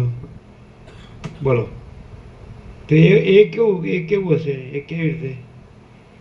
નહીં તો આમ બીજે બધે જોવા જઈએ તો આ આવું છે ને, આ આવું છે ને, આ આવું છે ને. એટલે અભ્યાસથી હોય તો કેવી રીતે હોય?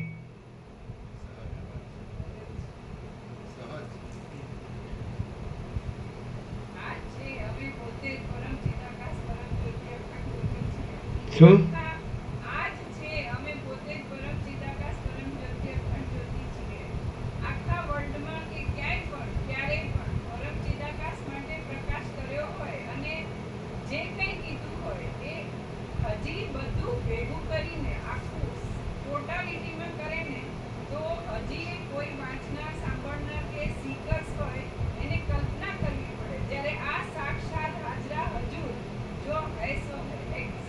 સાક્ષાત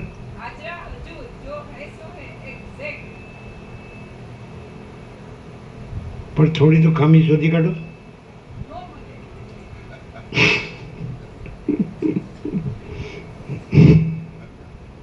બરોબર જોવો છો? બરોબર એમ?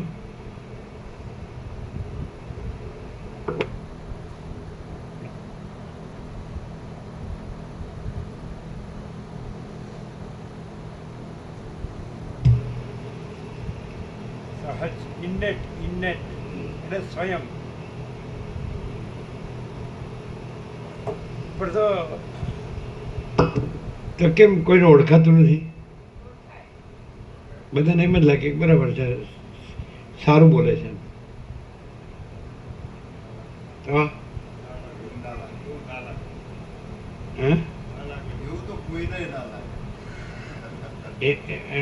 એવું લાગે કે આ બધું હું જાણું છું, હું બોલી શકું છું, એવું લાગે. ના લાગે? હું આ બધું જાણું છું, બોલી શકું. હા, કેમ? કેમ?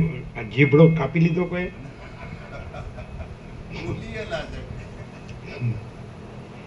કેમ કે બોલી તો શકે ને, બોલી તો શકે. કેમ?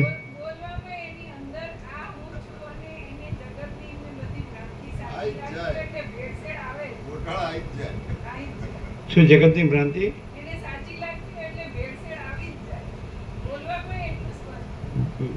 ભેળપૂરી બધાને ભાવે છે.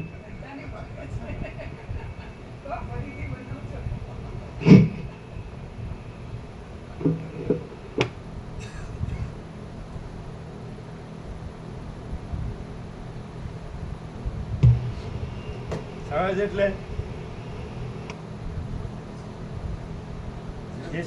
જે છે તે જ, જે છે તે જેવું છે તેવું જ. પણ તો બધા આપણે કે જે છે તે જ અને જેવું છે તેવું જ, પણ તો દ્રશ્ય સામાન્ય માણસ રૂપ દેખાતું હોય એનું શું સમાધાન? કોઈ દ્રશ્યના લક્ષણ તો કોઈ દેખાવા જોઈએ. દ્રશ્ય ભ્રાંતિના કોઈ લક્ષણ જ ના દેખાય. બધા અપલક્ષણ જ કે કોઈ લક્ષણ?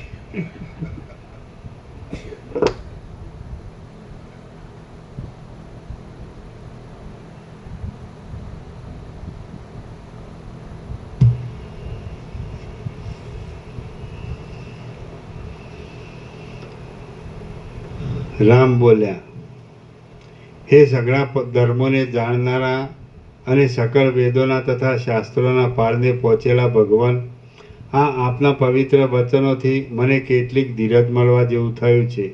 ઘણા ઘણા ઉત્તમ અર્થોવાળા, સ્વચ્છતાથી ભરેલા, વિચિત્ર યુક્તિઓવાળા અને આત્મતત્વનો પ્રકાશ કરવા સારું ઉદય પામેલા આપના વચનો સાંભળતા હું તૃપ્ત થતો નથી.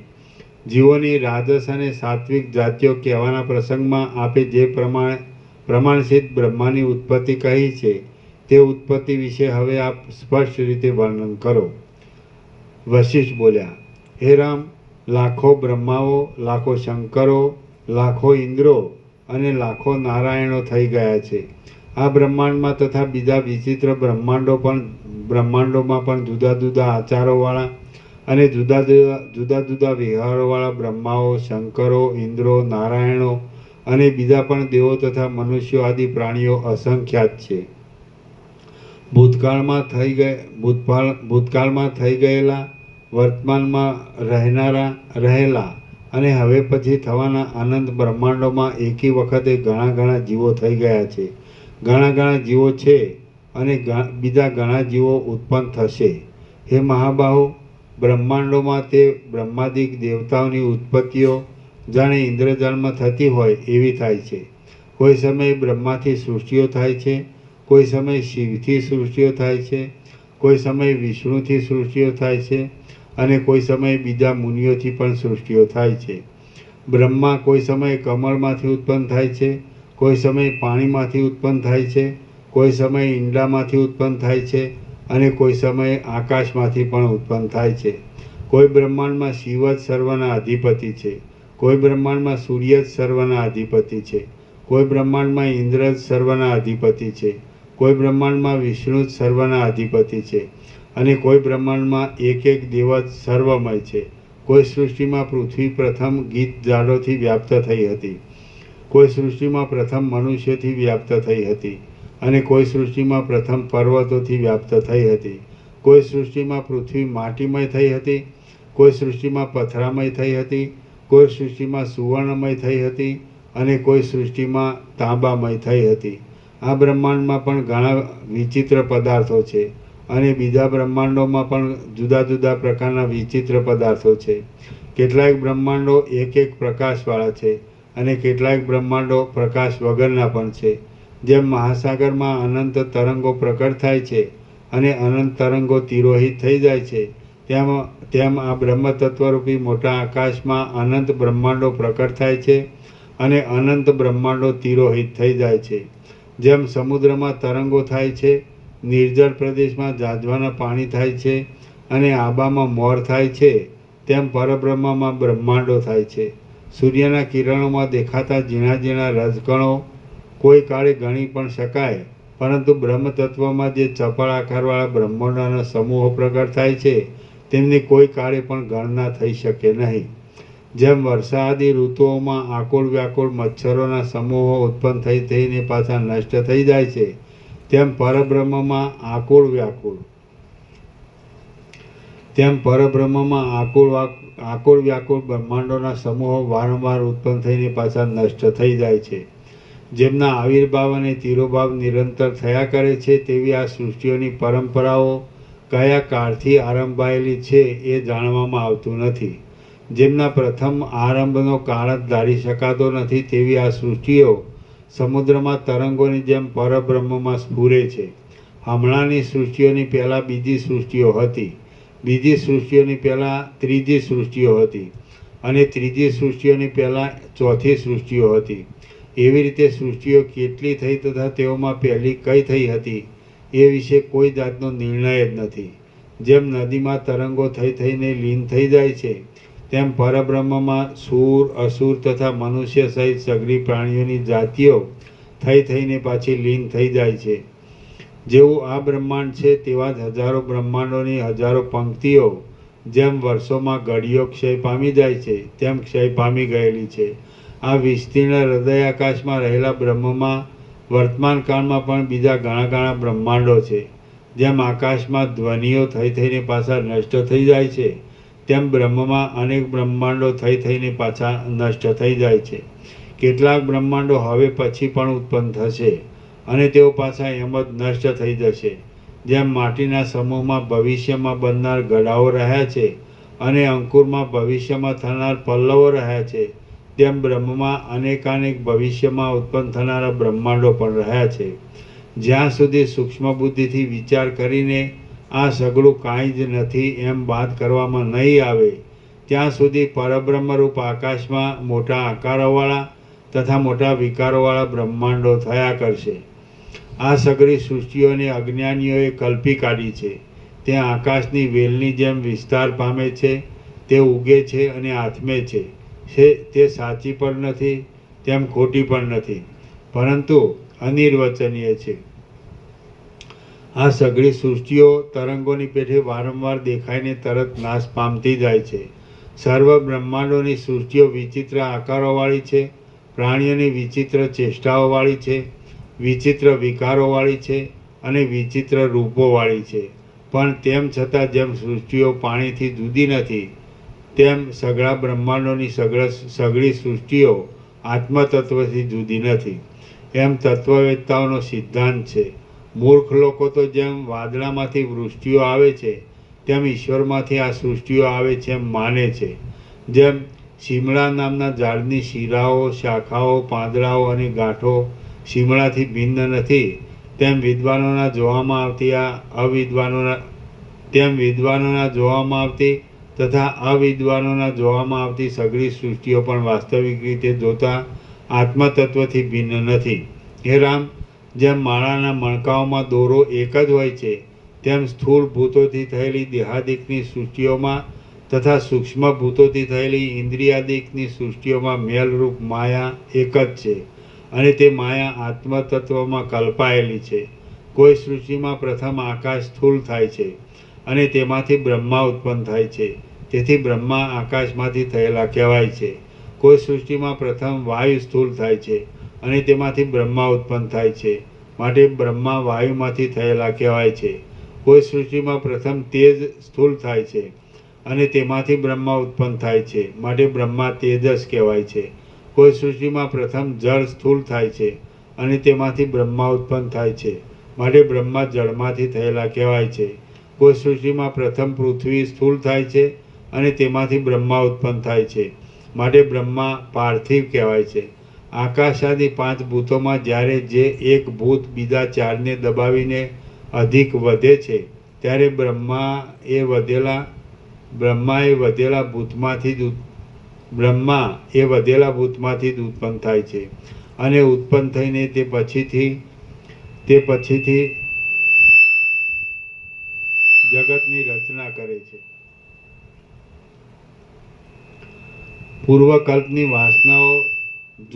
પૂર્વકલ્પની વાસનાઓના સંસ્કારવાળો બ્રહ્મા કોઈ સમયે જળ વધે તો તેમાંથી, કોઈ સમયે વાયુ વધે તો તેમાંથી, કોઈ સમયે તેજ વધ્યું હોય તો તેમાંથી, અને કોઈ સમયે આકાશ વધ્યું હોય તો તેમાંથી, અને કોઈ સમયે પૃથ્વી વધી હોય તો તેમાંથી પોતાની મેળે જ અકસ્માત ઉત્પન્ન થાય છે. બ્રહ્મા ઉત્પન્ન થયા પછી કોઈ સમયે તેના મોઢામાંથી, કોઈ સમયે તેના પગમાંથી, કોઈ સમયે તેના આગલા ભાગમાંથી, કોઈ સમયે તેના પાછલા ભાગમાંથી, કોઈ સમયે તેના નેત્રમાંથી અને કોઈ સમયે તેના હાથમાંથી પ્રાણીઓ આદિ ઉત્પન્ન થાય છે. કોઈ સૃષ્ટિમાં વિષ્ણુની નાભીમાં કમળ ઉત્પન્ન થાય છે અને કમળમાંથી બ્રહ્મા વૃદ્ધિ પામે છે. તેથી બ્રહ્મા કમળથી ઉત્પન્ન થયેલા પણ કહેવાય છે. પાણીની ચપળ ચકરીઓની પેઠે શોભતી આ સૃષ્ટિ માયા છે, સ્વપ્નના જેવી ભ્રાંતિ છે.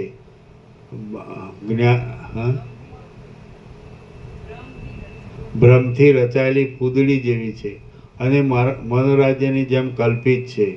આવી આ સૃષ્ટિમાં અંદર શું તત્વ છે અને તે થવું કેમ સંભવે એ કાંઈ પૂછવા જેવું છે? બાળકે મનથી કલ્પેલા રાજ્યમાં અંદર શું તત્વ છે અને તેનું રાજ્ય થવું કેમ સંભવે એ તે કાંઈ પૂછાય?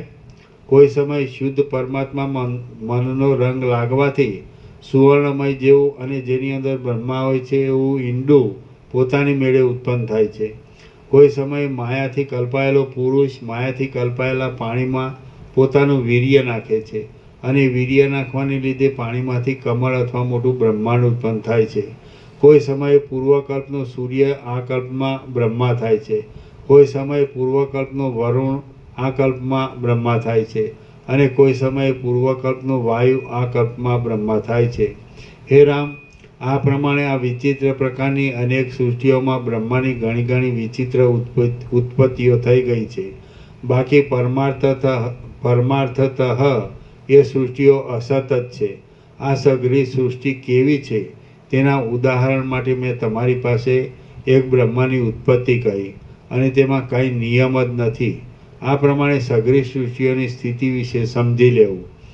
આ જે સંસાર છે તે મનનો જ વિલાસ છે એમ તમને સમજાવવા માટે મેં તમારી પાસે સૃષ્ટિ થવાની પદ્ધતિ કહી. જીવોની સાત્વિક આદિ જે જાતિઓ છે તેઓ પણ આ રીતે થયેલી છે એમ સમજવાને સારું પણ તમારી પાસે સૃષ્ટિની એ પદ્ધતિ કહી. વારંવાર સૃષ્ટિ થયા કરે છે, વારંવાર નાશ થયા કરે છે, વારંવાર દુઃખ થયા કરે છે, વારંવાર સુખ થયા કરે છે, વારંવાર જ્ઞાનીઓ થયા કરે છે, વારંવાર અજ્ઞાનીઓ થયા કરે છે, વારંવાર બંધ હોવાની કલ્પનાઓ થાય છે અને વારંવાર મોક્ષ હોવાની કલ્પનાઓ થાય છે. વળી વારંવાર સૃષ્ટિ સંબંધી ભૂત ભવિષ્ય તથા વર્તમાન પદાર્થોમાં સ્નેહ દ્રષ્ટિઓ થાય છે. જેમ પ્રકાશ કરનારા દીવાઓ વારંવાર ઠરી જાય છે અને વારંવાર પ્રકટ થાય છે, તેમ બ્રહ્માદિકના શરીરો પણ વારંવાર મટી જાય છે અને વારંવાર પ્રકટ થાય છે. દીવાઓની ઉત્પત્તિમાં તથા બ્રહ્માના શરીરોની ઉત્પત્તિમાં અને દીવાઓના વિનાશમાં તથા બ્રહ્માના શરીરોના વિનાશમાં કાળની અધિકતા વિના બીજું કશું અંતર નથી. દીવાઓ થોડી વાર રહે છે અને થોડી વારમાં નાશ પામે છે અને બ્રહ્માના શરીરો ઘણા કાળ સુધી રહે છે અને ઘણે કાળે નાશ પામે છે. ફરી ફરી સત્યયુગ થાય છે, ત્રેતાયુગ થાય છે, દ્વાપરયુગ થાય છે અને કળિયુગ થાય છે. આ ચક્રની પેઠે જગત વારંવાર આવર્તન પામ્યા જ કરે છે. જેમ પ્રત્યેક પ્રાતઃકાળે વળી દિવસ થાય છે, તેમ પ્રત્યેક સૃષ્ટિમાં વળી મન્વંતરોના આરંભ થાય છે, વળી કલ્પોની પરંપરાઓ થાય છે તથા તે કાર્યોના આરંભાદિક થાય છે. કાળના દિવસ, રાત્રિ, પહોર અને ઘડી આદિ અંશોના સપાટામાં આવતું જતું આ સઘળું જગત વારંવાર થાય છે અને તે છતાં કાંઈ પણ વારંવાર થતું નથી.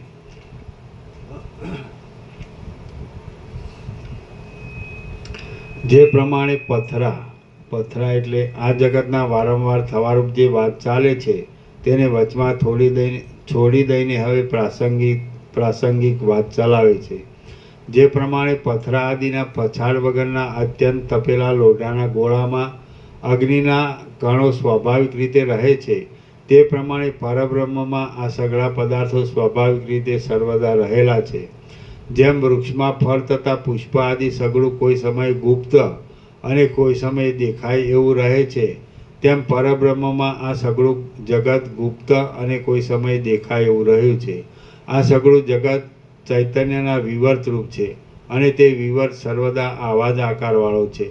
જેમ નેત્રના ઊંચકવાથી ચંદ્રમાં બેપણું પ્રતીત થાય છે, તેમ માયાના સંબંધથી પરમાત્મામાં સૃષ્ટિ ઉત્પન્ન થયેલી પ્રતીત થાય છે. જેમ ચંદ્રમાંથી વિસ્તીર્ણ કિરણો પ્રકટ થાય છે, તેમ પરબ્રહ્મમાંથી આ વિસ્તીર્ણ દેખાવ માત્ર સૃષ્ટિઓ પ્રગટ થાય છે. દેખાવ માત્ર સૃષ્ટિઓ પ્રગટ થાય છે. આ સૃષ્ટિઓ પરબ્રહ્મથી જુદી નથી, તે છતાં અજ્ઞાનને લીધે ન્યારી હોય એવી લાગે છે. હે રામ, સર્વશક્તિઓવાળા પરબ્રહ્મમાં વાસ્તવિક રીતે અસંગપણું અને અદ્વિતીયપણું છે. એટલા માટે તે પરબ્રહ્મમાં આ સંસાર કદી પણ છે જ નહીં. તેમજ હે રામ, પરબ્રહ્મમાં જગત કદી પણ આવા આકારમાં અસંભવવાળું હોય એમ પણ નથી, કારણ કે સર્વશક્તિઓવાળા પરબ્રહ્મમાં જગતનું બીજપણું સર્વદા છે.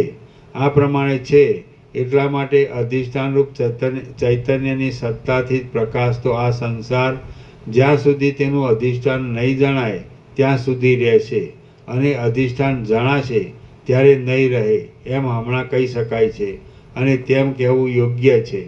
હે મહાબુદ્ધિમાન રામ, જ્ઞાનીની દ્રષ્ટિથી આ સગળું જગત બ્રહ્મ જ છે, એટલા માટે સંસાર છે જ નહીં એમ કહેવું ઘટે છે.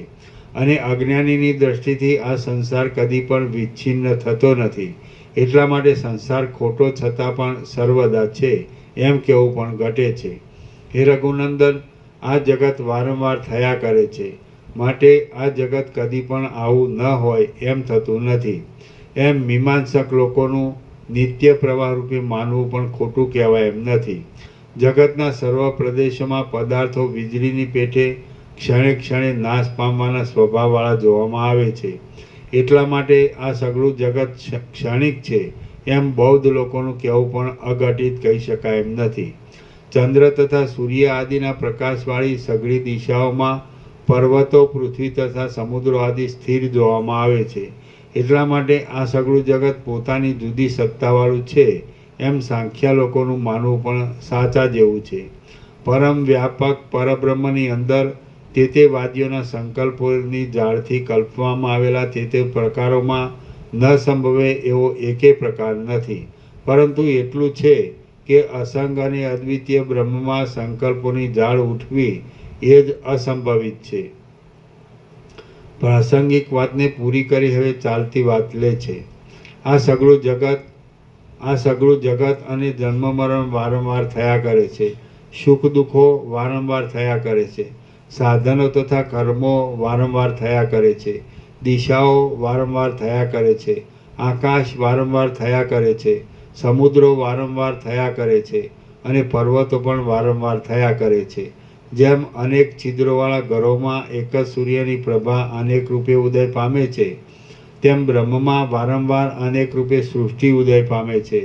વળી તે દૈત્યો થાય છે, વળી દેવો થાય છે, વળી લોકાંતરોની રચનાઓ થાય છે, વળી સ્વર્ગની તથા મોક્ષની ઈચ્છાઓ થાય છે, વળી ઇન્દ્ર થાય છે અને ચંદ્ર પણ થાય છે, વળી નારાયણ દેવ થાય છે, દાનવો આદિ થાય છે, દિશાઓ થાય છે, અને વળી તે દિશાઓમાં સુંદર ચંદ્ર, સૂર્ય, વરુણ તથા પવન ચાલવા માંડે છે.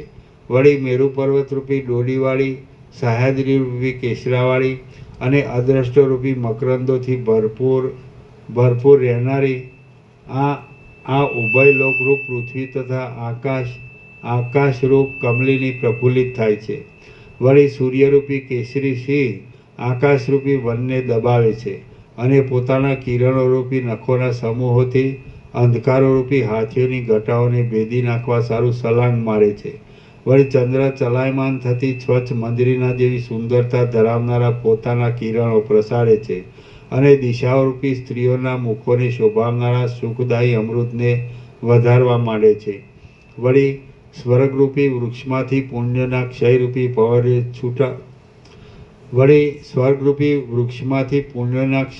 પવને છૂટા પાડેલા દેવતાઓરૂપી પુષ્પોના સમૂહો વારંવાર વિંખાઈને ધરતી પર પડવા લાગે છે. વળી કાળરૂપી તેતર પક્ષી કર્મોરૂપી પાંખોથી સંસારના આરંભરૂપી કાંઈક ફડફડાટ કરીને ચાલવા લાગે છે. એક ઇન્દ્રરૂપી ભ્રમર જતો રહ્યા પછી વળી બીજા ઇન્દ્રરૂપી ભ્રમરો નવી સામગ્રીઓ ગોઠવીને સ્વર્ગરૂપી કમળમાં આવે છે. વળી જેમ પ્રલયકાળનો પવન વિષ્ણુ સહિત સમુદ્રને મેલો કરી નાખે છે, તેમ સત્યયુગે પવિત્ર કરેલા કાળને કળયુગ મેલો કરી નાખે છે. વળી કાળરૂપી કુંભાર અનેક પ્રાણીઓરૂપી સરાવડો બનાવે છે અને કલ્પરૂપી ચાકડાને વેગથી નિરંતર ફેરવવા માંડે છે. વળી જેમ પૂર્વના અભ્યાસ પ્રમાણે સંકલ્પો થાય છે એવું જગત સુકાઈ જતા વનની પેઠે સારી સ્થિતિ વિનાનું થઈને રસ રહિત થઈ જાય છે. વળી સૂર્યોના તથા અગ્નિઓના સમૂહોથી બળી ગયેલા અનંત શરીરોવાળું અને સર્વ પ્રાણીઓના અસ્થિઓથી ભરેલું જગત સ્મશાન જેવું થઈ જાય છે. વળી મેરુ આદિ પર્વતોના જેવા મોટા પ્રલયના વાદળાઓના વરસાદોથી જગત સમુદ્રમય થઈ જાય છે અને તે જળમાં નાચતા દોડી કાંતિવાળા મહારુદ્ર તે જળના ફીણના મોટા પુંજ જેવા લાગે છે. વળી વાયુ વિનાનું, જળ વગરનું અને સઘળી વસ્તુઓથી ખાલી થયેલું બ્રહ્માંડ આકાશની પેઠે અપૂર્વ જેવા શૂન્યપણાને પ્રાપ્ત થાય છે. વળી કેટલાક વર્ષો સુધી અધિકાર ભોગવીને કાળે કરીને જેનું શરીર જીર્ણ થઈ ગયું હોય છે એવો બ્રહ્મા જીવિતનો ત્યાગ કરીને પોતાના આત્મામાં લીન થાય છે. હે રામ, આ પ્રમાણે બ્રહ્માંડનો પ્રલય થયા પછી વળી મન બીજા કાળમાં પરબ્રહ્મની અંદર જ તેવાને તેવા બીજા અનેક બ્રહ્માંડોને સર્જે છે. જે બ્રહ્માંડો સર્જાય છે તે સઘળા ગંધર્વનગરો જેવા સર્જાય છે. હે રામ, ફરી સૃષ્ટિનો આરંભ થાય છે. વળી સર્વ પદાર્થોની ઉત્પત્તિ થાય છે અને ફરી પાછો પ્રલય થતાં સર્વનો નાશ થાય છે. એ રીતે આ સઘળું ચક્રની પેઠે ફર્યા કરે છે. હે રામ, આ લાંબા ભ્રમરૂપ મહામાયાના આડંબરમાં આ સાચું અને આ ખોટું એમ કયો નિર્ણય કરવાનો હોય અને નિર્ણય કરીને શું કહી શકાય? હે રામ, આ સંસારરૂપી ચક્ર દાસુર નામના બ્રાહ્મણે કહેલી રાજાની આખ્યાયિકાની પેઠે કલ્પનાથી રચાયેલા આકારવાળું છે, વસ્તુ વગરનું છે અને વાસ્તવિક રીતે છે જ નહીં. આ જગત અજ્ઞાનથી ઉદય પામેલા બે ચંદ્રના ભ્રમ સમાન વિકલ્પોથી અવિચ્છિન્ન પ્રવાહની જેમ વિસ્તીર્ણ થયેલું છે. જે કરતાં વિદ્યમાન જ નથી તેને તે બનાવેલું છે. અધિષ્ઠાનરૂપ બ્રહ્મની સત્તાથી તે રહેલું છે. તો હવે તમને શા કારણથી મોહ રહે છે? તમે જે મોહનું કારણ ધારો છો તે છે જ નહીં અને જે છે તે અખંડ બ્રહ્મ જ છે. માટે કારણ વગરનો આ તમારો મોહ યોગ્ય નથી. શ્રી યોગવાસિષ્ઠ મહારામાયણ બસ સ્થિતિ પ્રકરણનો જગત ભાસ નિર્ણય યોગોપદેશ નામનો સર્ગ 47મો સમાપ્ત. ઓમ ઓમ ઓમ. 515. પ્રસાદ આપી દે.